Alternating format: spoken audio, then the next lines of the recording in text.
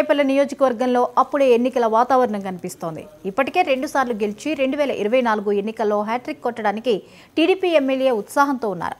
అయితే ఈ దూకుడుకు కళ్లెం వేయడానికి స్వయంగా జగన్మోహన్ రెడ్డి రంగంలోకి దిగి మాజీ మంత్రి కొడుకును రంగంలోకి దించారు. సామాజిక వర్గం పరంగా కూడా ఎక్కువ ఓట్లు రాబట్టాలన్న వ్యూహంతో ఈ ఎంపిక చేశారు. ఇప్పటిదాకా ఇక్కడ ఇన్ఛార్జిగా వ్యవహరించిన మోపిదేవి వెంకటరమణకు కూడా ఈ ఎన్నిక ప్రతిష్టాత్మకంగా తయారైంది.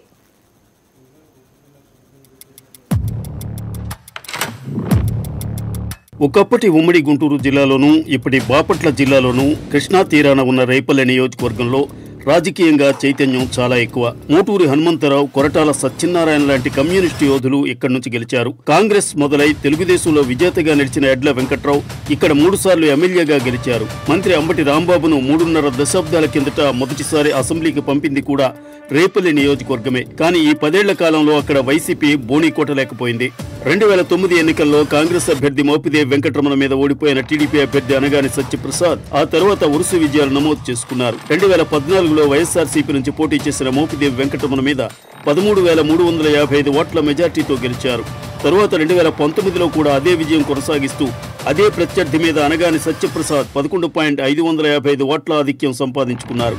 దీంతో వైఎస్ఆర్సీపీ అక్కడ ఒక్కసారి కూడా గెలవకపోవడం తలవంపులుగా మారింది.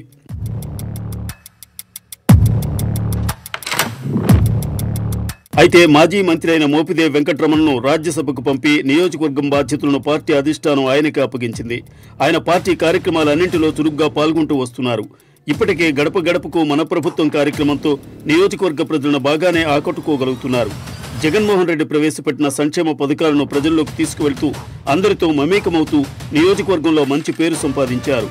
అయితే ఈసారి రేపల్లె స్థానాన్ని ఎలాగైనా గెలుచుకుని తీరాలన్న పట్టుదలతో ఉన్న జగన్మోహన్ రెడ్డి చేయించిన సర్వేలో ఆసక్తికరమైన అంశం వెలుగు చూసింది. మోపిదేవి అన్ని వర్గాల ప్రజలకు చేరువయ్యే ప్రయత్నం చేస్తున్నప్పటికీ గౌడ సామాజిక వర్గానికి అంతగా చేరువ కాలేకపోయారన్నది జగన్ దృష్టికి వచ్చింది. అనగాని గౌడ సామాజిక వర్గానికి చెందినవాడు కావటం వల్ల ఆ సామాజిక వర్గం అండ ఆయనకే ఉందని, అందుకే వైఎస్ఆర్సీపీ అక్కడ విఫలమవుతోందని విశ్లేషించుకున్నారు. దీంతో రేపల్లెలో వ్యూహం మార్చాలని జగన్మోహన్ రెడ్డి నిర్ణయించుకున్నారు. మోపిదేవి వెంకటరమణ స్థానంలో గౌడ సామాజిక వర్గం నుంచే అభ్యర్థిని ఎంపిక చేయాలన్నది ఆ వ్యూహం సారాంశం. ఆ విధంగా డాక్టర్ ఈవూరు గణేష్ పేరు తెర మీదకు వచ్చింది.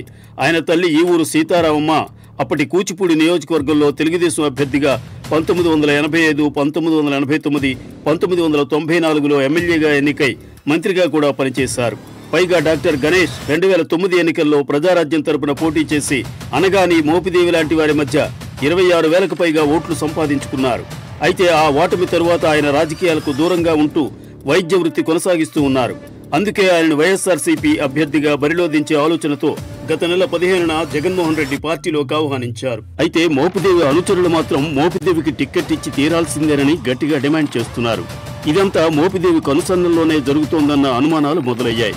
దీంతో వైసీపీ గ్రూపుల మధ్య డాక్టర్ గణేష్ ఎంతవరకు ముందడుగు వేయగలరనేది ప్రశ్నార్థకంగా మారుతోంది. నేను నమ్మిన వ్యక్తి మోపిదేవి వెంకటరమణారావు గారు. నేను ఆయన వెనకాల వెంట ఆయన అధికారం లేకపోతే, ఎందుకంటే నేను అధికారంలో ఉండి అధికారం లేనప్పుడు నేను మోపిదేవి వెంకటరమణారావు గారి దగ్గరికి వచ్చాను తప్పితే అధికారంలో ఉన్నప్పుడు నేను అది అనాధికారికంగా మాత్రం రాలా. కాబట్టి నేను నమ్మిన వ్యక్తి మోపిదేవి వెంకటరమణారావు గారే. కాబట్టి నేను ఆయనంటే ఉంటా. మీరు ఇచ్చే ₹1 అవసరం లేదని నిర్వేదంగా మీరు త్యజించిన వ్యక్తిని నేను. అయితే ఎప్పుడైతే చెక్ పవర్ ఇవ్వలేదు, మళ్ళీ కంటెంప్ట్ కలెక్టర్ గారి మీద, డిపో మీద కంటెంప్ట్ పడేసి మరి ఏ ప్రయాసాలకు వచ్చి కంటెంప్ట్ పడేసిన తర్వాత చెక్ పవర్ ఇచ్చిన పరిస్థితి.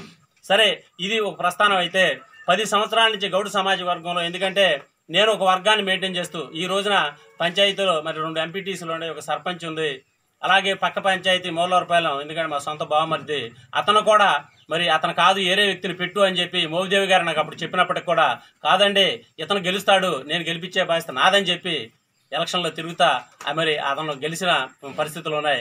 ఈ రోజు జడ్పీటీసీ. మరి నా రాజకీయ ప్రస్థానం అనేది 94వ సంవత్సరంలో స్టార్ట్ అయ్యి ప్రెసిడెంట్ 94లో వైస్ ప్రెసిడెంట్గా ఇదే గ్రామ పంచాయతీకి ఎన్నికయ్యాను. తర్వాత సర్పంచ్గా అయ్యాం. తర్వాత సొసైటీ డైరెక్టర్గా ఎన్నికయ్యాను.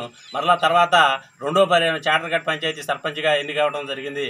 మరి ఇప్పుడు ఈ రోజున మరి జడ్పీటీసీగా ఉండమని అంటే రాజకీయ ప్రస్థానం అనేది నేను అప్పుడప్పుడు వచ్చింది కాదు.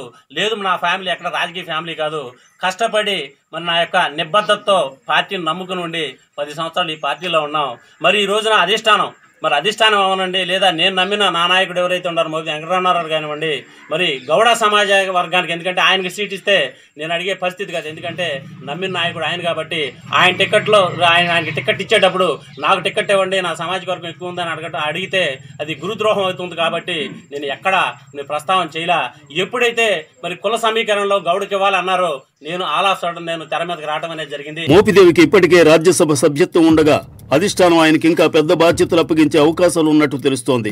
అందుకే ఇప్పుడు ఆయనను రేపల్లె ఇన్ఛార్జి బాధ్యతల నుంచి తప్పించినా ప్రతికూలంగా భావించడం లేదు.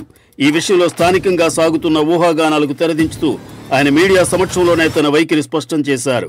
అధిష్టానం నిర్ణయాన్ని శిరసావహిస్తానని చెబుతూ టిక్కెట్ ఎవరికి ఇస్తే వారికి అండగా ఉంటానన్నారు. కొన్ని అభ్యర్థిగా పెడతానని చెప్పేసి అధికారికంగా నిర్ణయం చేస్తారో దానికే మేము కట్టుబడి ఉంటాం. ఎవరు కూడా పార్టీ లైన్ దాటి తప్పు చేసేటటువంటి వ్యక్తులు కానీ, కార్యకర్తలు కానీ, నాయకులు కానీ లేరనేటువంటిది నా భావన. ఆ దిశగానే మేము కలెక్టివ్ రెస్పాన్సిబిలిటీ తోటి గతంలో వైసీపీని బలోపేతం చేయడానికి, జగన్మోహన్ రెడ్డి గారి యొక్క నాయకత్వానికి అండగా ఉండటానికి ఏ విధంగా అయితే కలిసికట్టుగా కలెక్టివ్ రెస్పాన్సిబిలిటీ తోటి పనిచేసామో అదేవిధంగా ముందు కూడా మేము పనిచేస్తాం.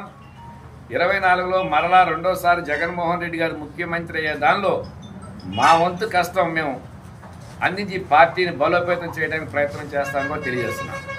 ఇక తెలుగుదేశం పార్టీ విషయానికి వస్తే గెలుపు మీద ధీమాతో ఉంది. ఇప్పటికే 2 సార్లు వరుసగా గెలిచి ఉన్న అనగాని సత్యప్రసాద్ హ్యాట్రిక్ విజయం మీద ధీమాతో ఉన్నారు. పార్టీ కార్యక్రమాల్లో చురుగ్గా పాల్గొంటూ కార్యకర్తలు ఉత్సాహిస్తూ ఉన్నారు. దీనికి తోడు జనసేన కూడా అండగా నిలవటం ఖచ్చితంగా తెలుగుదేశం విజయానికి సహాయపడే అంశం అవుతుంది.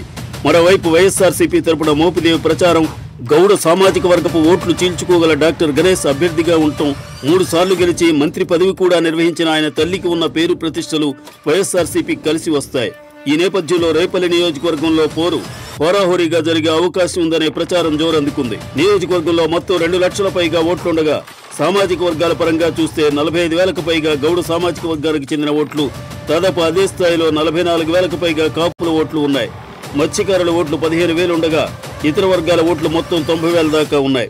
గత 2 పర్యాయాలు గౌడ సామాజిక వర్గానికి చెందిన టీడీపీ ఎమ్మెల్యే అనగాని సత్యప్రసాద్కు ఆ సామాజిక వర్గం ఓట్లు కలిసి వచ్చాయి.